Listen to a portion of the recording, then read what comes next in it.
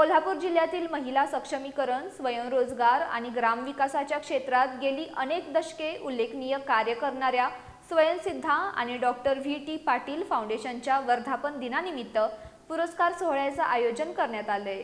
समाजातील वंचित घटकांना मुख्य प्रवाहात आणण्याचं ध्येय बाळगून कार्यरत असलेल्या या संस्थांनी हजारो महिलांच्या आयुष्यात परिवर्तन घडवून आणले।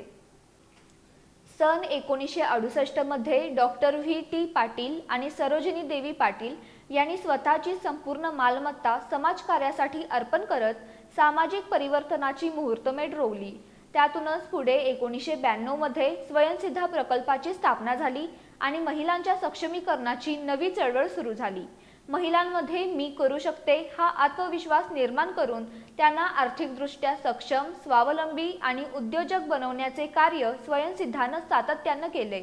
आजपर्यंत तब्बल 62,000 शहरी आणि 40,000 ग्रामीण महिलांचं सक्षमीकरण करण्यात संस्थेला यश आले।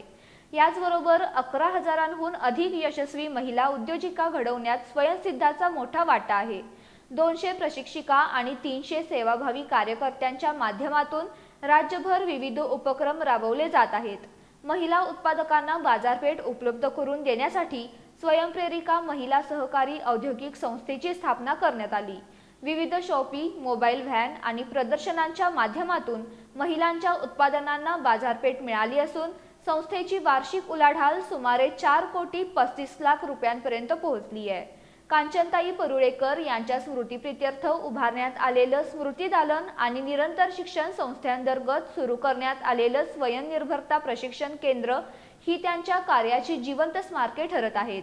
भविष्यात महिलांसाठी राजकीय साक्षरता, फिरतं प्रबोधन आणि प्रशिक्षण केंद्र तसंच पूर्णांगिनींच्या सबलीकरणासाठी विविध अभिनव उपक्रम राबवण्याचा संस्थेचा मानस आहे। समाजातील प्रत्येक घटकाला विकासाच्या प्रवाहात आणण्याचं ध्येय बाळगून या संस्था आजही अविरतपणे कार्यरत आहेत।